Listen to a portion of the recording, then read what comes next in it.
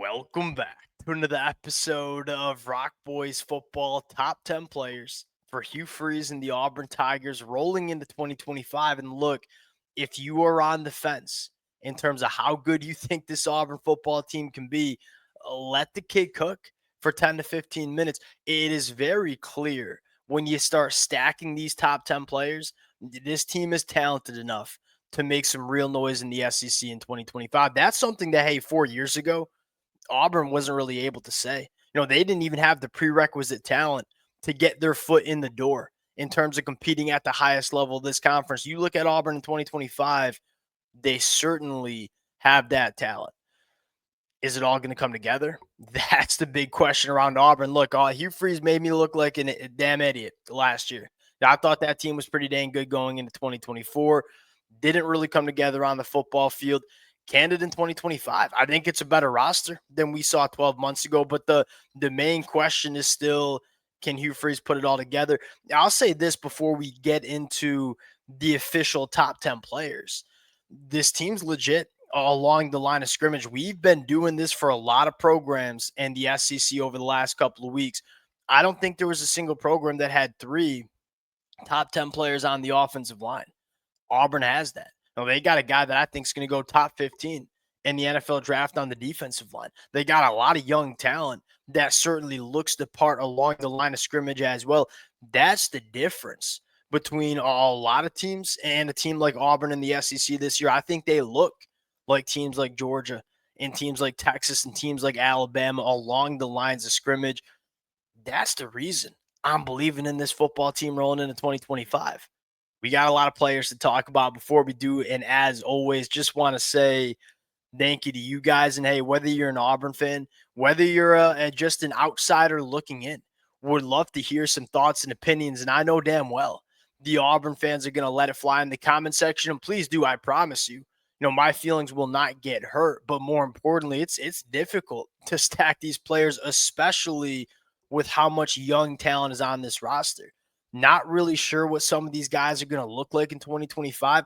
There's a lot of players that have a lot of upside in 2025. Call your shot in the comment section. Without further ado, let's get into it. Now, let's start with some really good football players, at least players that I think will be really good in 2025 that you probably can't put on the list right now. Perry Thompson at wide receiver, Amaris Williams, who I think might be one of the most gifted football players all on this roster entirely.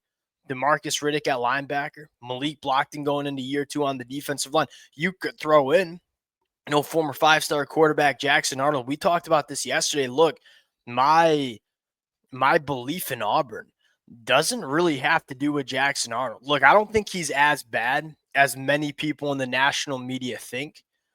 I'm also not taking him as a top 5 quarterback in the SEC. The reason I'm believing in Auburn is what Jackson Arnold has around him, not only on the offensive side of the football, but how good I think this defense can be going into 2025. Getting into our top 10, we're going to start with one of the more underrated football players on this roster in Kiron Crawford. 22 tackles, 1 tackle for loss, 0 sacks. I think a lot of y'all looking at me like, how are we putting Kiron Crawford in the top 10? I thought he was one of the more disruptive pass rushers that you saw on this football team last year. Didn't get a ton of opportunity because of guys like Kendrick Fox, because of guys like Jalen McLeod, who were really good for Auburn last year. I think Kiron Crawford going to have a lot more opportunity in the 2025 year. I think there are guys like Amaris Williams that have the opportunity to jump Kiron Crawford. But hey, this was a guy that had 21 quarterback hurries. That was second on the team last year for Auburn. The question for Kiron Crawford was in kind of a pass rush specialist in the 2024 year. Can he be a guy that Auburn trusts on first and second down? Can he be a guy that can be a factor stopping the run? I'm not saying he can't do it. We just didn't see him asked to do it all that much in 2024. Can he be that guy in 2025? Going to number 9, Kane Lee. I feel like people kind of forget about him, because of how good a guy like Caleb Harris was, because of how good a guy like Jaycee Crawford was. Kane Lee's only going into year 3. And you played a lot of football for Auburn last year, although maybe it wasn't as big of a step as many Auburn fans expected going from year 1 to year 2. You start diving into the numbers and say he was still pretty dang good for Auburn last year, right? 32 tackles, 7 pass breakups, 2 interceptions, a 46.9% completion percentage when targeted. Look, he had to deal with a lot of really good wide receivers throughout the 2025 year, 2024 year, that is. I thought Kane Lee was pretty dang solid.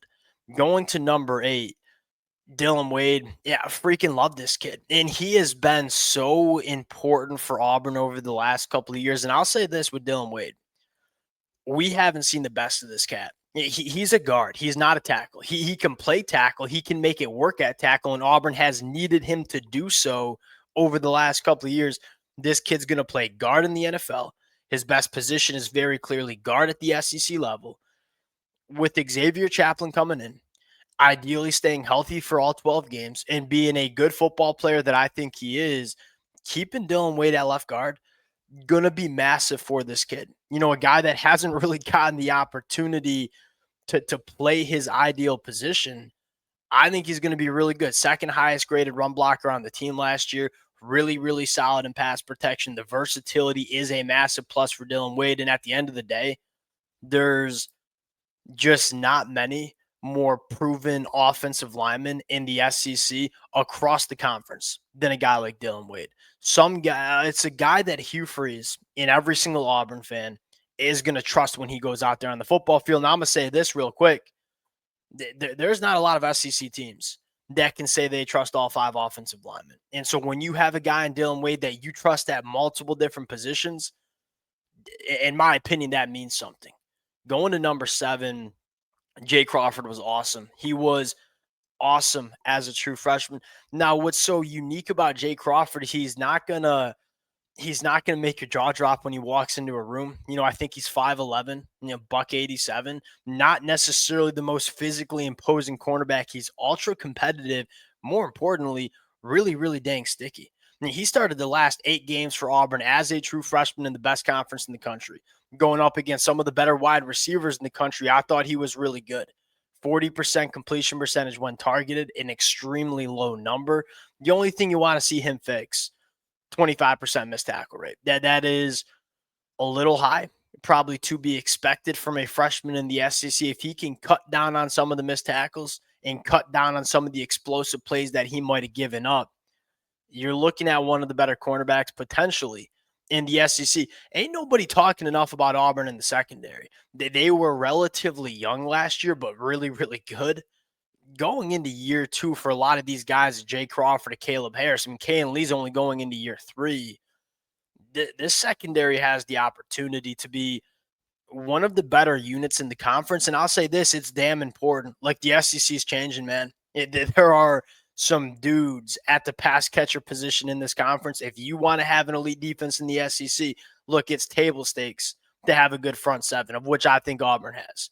You got to have guys in the back, and I think Auburn has that going into 2025. Going to number 6, Xavier Chaplan, one of the bigger storylines for Auburn. Like, number 1, can he stay healthy? You know, he's dealing with some injuries in spring. If this kid is not only healthy, but continues to take that next step. And what I mean by that is, look, if Xavier Chaplan plays the way he is capable of playing, you're looking at a potential top 50 NFL draft pick. He's already getting some first round NFL draft buzz. Can he play like that at left tackle for Auburn in 2025? Auburn has had some problems at the tackle position, especially in pass pro. The offensive line, to me, it's been a solid unit, especially when it comes to run blocking, but in pass protection, especially against some of those better defensive lines, I think Auburn has struggled. Can Xavier Chaplan come in and be one of the best tackles in the SEC? You know, the fun part about Xavier Chaplan is, look, he was really dang solid at Virginia Tech. Now he's coming to the SEC. Can he be that kind of guy for Auburn in 2025? And can he stay on the football field? Because if you get that, you keep Dylan Wade at left guard, big Connor Louu at center. That left side of the offensive line, elite for Auburn in 2025. Going into our top 5, Caleb Harris, he was awesome for Auburn last year. It is really hard to find safeties that can do it all, and that was Caleb Harris.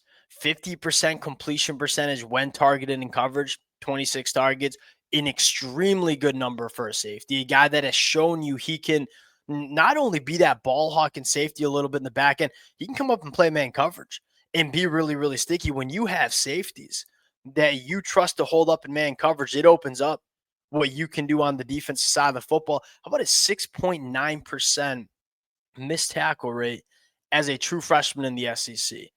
Extremely low. 16 run stops. That was fourth on the team. There is not a thing that you can't ask Caleb Harris to do. And it's not because he's a freaky athlete. He's one of the more instinctual and composed freshmen that I've seen play the safety position. Probably, Caleb Downs comes to mind in terms of freshmen that came in and didn't look like freshmen. Caleb Harris was kind of that guy for Auburn in the back half of the 2024 year. Going to be really good in 2025.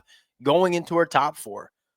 Yeah, I think this highlights, how good this team is, especially at the top of this roster. Cam Coleman, who I think could be a top 10 wide receiver in the country in 2025. In fact, would probably be a guy that I would pick to be a top 10 wide receiver in the country. Cam Coleman coming in at number 4.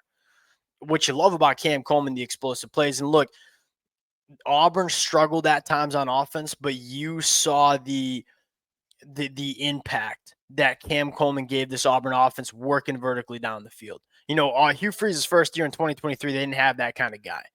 Cam Coleman's that kind of guy for Auburn for the next couple of years. 16.2 yards per catch, 598 yards. The thing that stands out to me, there's two things. Number one, 16.2 yards per catch with a 68.5% completion percentage when targeted. That's elite. I mean, you're saying, hey, we're hitting explosive plays, but we're also completing damn near 70% of the passes that are going to Cam Coleman. Really, really good number. Last 3 games, including, I believe, against Alabama and Texas A&M, 22 catches, 306, 6 touchdowns. This kid played his best football towards the tail end of his freshman year. Has the opportunity to be one of the best wide receivers in the country in 2025. My bold prediction is, look, the way we're talking about Ryan Williams, the way we're talking about Jeremiah Smith, wouldn't be surprised if that's how we're talking about Cam Coleman in 2025 as well. Now, that's a little bit contingent on what you get from Jackson Arnold, but in terms of pure ability, I think Cam Coleman has it. Number 3, and arguably my favorite player on this football team, Connor Louu. Elite in pass pro, 442 pass pro snaps, 1 sack, 8 quarterback hurries. Highest graded run blocker on this football team, 1,100 snaps during his first 2 years. Ever since this kid took over the center duties, it's been different for Auburn up front. He's been one of the best centers in the country. He's the glue guy for this Auburn offensive line. Rock solid, one of the best centers in the country. Not much else needs to be said about it. And maybe there's one other thing kind of similar to how you talk about Dylan Wade. It's like when you have the ability to just trust a football player that's going to be out there every single game and play damn good football, that matters on the offensive line. That's Connor Louu. Number 2, Eric Singleton.